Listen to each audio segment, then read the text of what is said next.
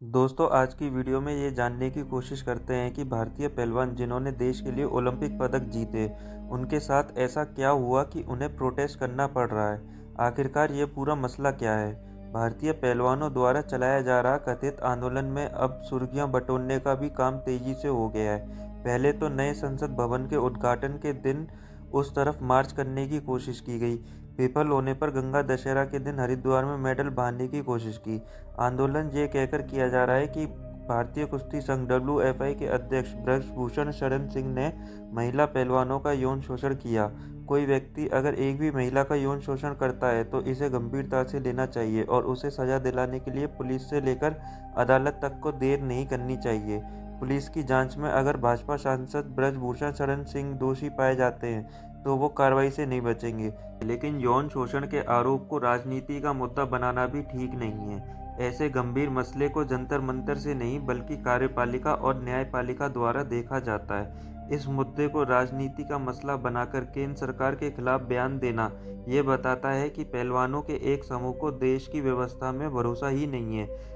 उन्हें तय कानूनी प्रक्रिया में कोई विश्वास नहीं है। खिलाड़ियों ने इस आंदोलन को एकदम राजनीतिक रंग दे दिया है। ऊपर से किसान आंदोलन वाले राकेश टिकैत ने भी इनके पक्ष में धरना दे दिया।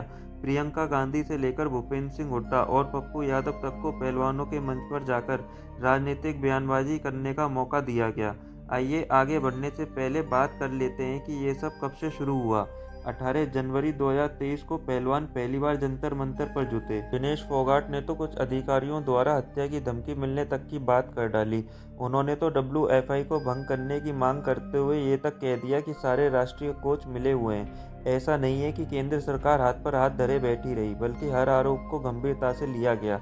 अनुराग ठाकुर के केंद्रीय खेल मंत्रालय ने डब्ल्यूएफआई से 72 घंटे में जवाब तलब किया। अगले ही दिन पहलवानों की केंद्रीय खेल मंत्री अनुराग ठाकुर के साथ उनके आवास पर 5 घंटे तक बैठक हुई। बैठक के बाद बजरंग पुनिया ने कहा भी कि सरकार ने हमारी बात सुनी है। उसी दिन पहलवान से नेता बनी बबीता फोगाट ने भी प्रदर्शनकारियों से मुलाकात कर सरकार तक उनकी बात पहुंचाने का आश्वासन दिया। 20 जनवरी को भारतीय ओलंपिक संघ की अध्यक्ष पीटी उषा को पत्र लिखा गया। 21 जनवरी को पहलवानों की अनुराग ठाकुर के साथ फिर से बैठक हुई और आंदोलन को खत्म करने का निर्णय लिया गया। इसके बाद सरकार ने न सिर्फ डब्ल्यूएफआई को सारी गतिविधियों पर रोक लगाने के आदेश जारी कर दिए, बल्कि संस्था के असिस्टेंट सेक्रेटरी विनोद तोमर को भी पद से हटा दिया। डब्ल्यूएफआई ने मंत्रालय को अपना जवाब भी सौंपा। 23 जनवरी को कमेटी गठित कर दी गई और बॉक्सर मैरी कॉम को इसका अध्यक्ष बनाया गया। इस समिति में पहलवान बबीता फोगाट और योगेश्वर दत्त भी शामिल थे। इन्हें 4 हफ्तों में जांच रिपोर्ट सबमिट करने को कहा गया।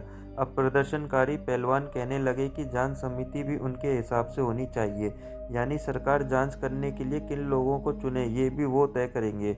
उधर 23 फरवरी को जांच समिति को 2 हफ्तों का और समय दिया गया। इधर 23 अप्रैल को पहलवानों ने अपना जंतर मंतर पर फिर से शुरू कर दिया।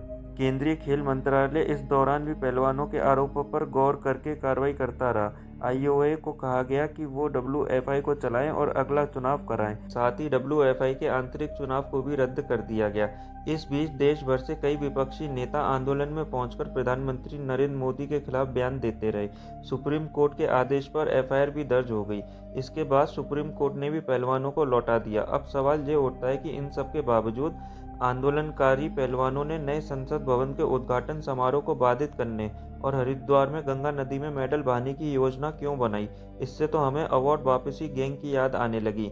कांग्रेस सरकार द्वारा नवाजे गए कई तथा कथित बुद्धिजीवियों ने 2016 में अवार्ड लौटाने शुरू कर दिए थे। नौटंकी इतनी बढ़ गई थी, टीवी न्यूज शो में भी अवार्ड लौटाए जाने लगे थे। डब्ल्यूएफआई की चुनावी राजनीति की बात करनी भी यहाँ जरूरी है। आपने प्रदर्शनकारी पहलवानों का वो वीडियो देखा होगा जिसमें वो कहते हैं कि वो नेशनल नहीं खेलेंगे बल्कि सीधा ओलंपिक में जाएंगे। साथ ही आपने भूपेंद्र हुड्डा को भी इस आंदोलन में बढ़ चढ़कर हिस्सा लेते हुए देखा होगा। 2011 में हुए संस्था के चुनाव में जम्मू कश्मीर के दुष्यंत सिंह अध्यक्ष बने थे, लेकिन हरियाणा की कुश्ती संघ ने इसके खिलाफ दिल्ली हाईकोर्ट में लड़ाई लड़ी और फिर से चुनाव हुए। इस बार कांग्रेस नेता दीपेंद्र हुड्डा और समाजवादी पार्टी के सांसद रहे सांसद ब्रजभूषण शरण सिंह के बीच मुख्य लड़ाई थी, जिसमें हुड्डा को पीछे हटने पर मजबूर होना पड़ा और ब्रजभूषण शरण सिंह तब से लेकर अब तक लगातार 3 बार संस्था के अध्यक्ष बन चुके हैं। वो 6 बार सांसद भी रह चुके हैं। उनका एक बेटा भी विधायक है और उनकी पत्नी एक बार सांसद रह चुकी हैं। उधर 2011, 2015 और 2019 में दीपेंद्र सिंह हुड्डा हरियाणा कुश्ती संघ के अध्यक्ष बनते रहे। ब्रजभूषण शरण सिंह के कार्यकाल में कई मेडल भारतीय पहलवानों को मिले। उधर दीपेंद्र सिंह हुड्डा को हटाकर रोहताज सिंह को हरियाणा कुश्ती संघ का अध्यक्ष बनाया गया।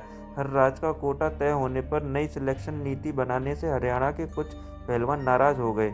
हरियाणा में अगले साल ही विधानसभा चुनाव भी होने, ऐसे में आंदोलन को लेकर राज्य में राजनीति और तेज हो जाए तो इसमें आश्चर्य नहीं होना चाहिए। अब सवाल ये उठता है कि आखिर केंद्र सरकार WFI में कितना दखल दे सकती है। देश भर के 27 प्रदेशों में WFI से संबंधित संस्थाएं हैं। इसे केंद्रीय खेल मंत्रालय और IOA की मान्यता मिली हुई है।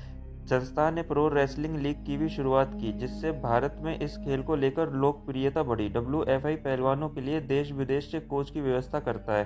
टाटा मोटर्स संस्था की स्पॉन्सर है। WFI को समिति रजिस्ट्रेशन अधिनियम के तहत मान्यता मिली हुई है, जिसके तहत चैरिटेबल और अन्य संस्थाएं पंजीकृत की जाती हैं। सबसे पहले तो आप ये जान लीजिए कि खेल संघों के प्रबंधक में केंद्र सरकार का कोई दखल नहीं होता है। वो स्वतंत्र होते हैं। वो देश भर में टूर्नामेंट आयोजित करते हैं और पुरस्कार देते हैं। जैसे क्रिकेट का काम BCCI देखता है, वैसे ही बाकी ऐसे संघ भी गैर सरकारी स्वायत्त निकाय हैं। इनमें नेशनल और स्टेट फेडरेशन होते हैं। किसी संघ को निलंबित कर देने से घाटा खिलाड़ियों का है, क्योंकि फिर वो भारत के झंडे तले नहीं खेल पाएंगे।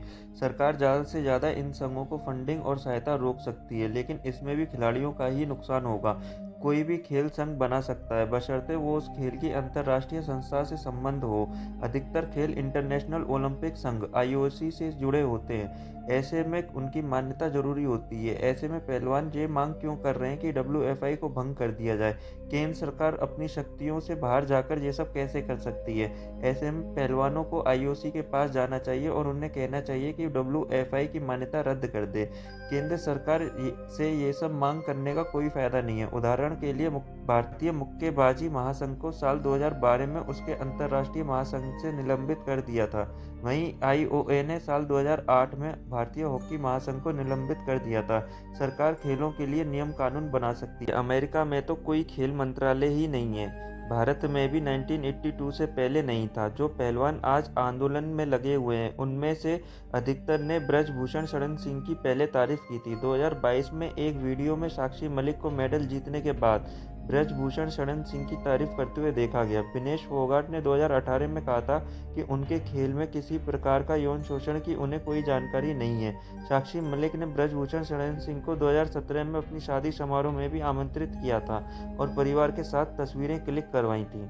दोस्तों, आज की वीडियो में हमने रेसलर प्रोटेस्ट के बारे में जाना। आपको क्या लगता है कमेंट करके ज़रूर बताएं। ऐसी और वीडियोस देखने के लिए चैनल को सब्सक्राइब करना और बेल आइकन दबाना बिल्कुल ना भूलें, जिससे आगे भी आपको ऐसी वीडियोस मिलती रहें।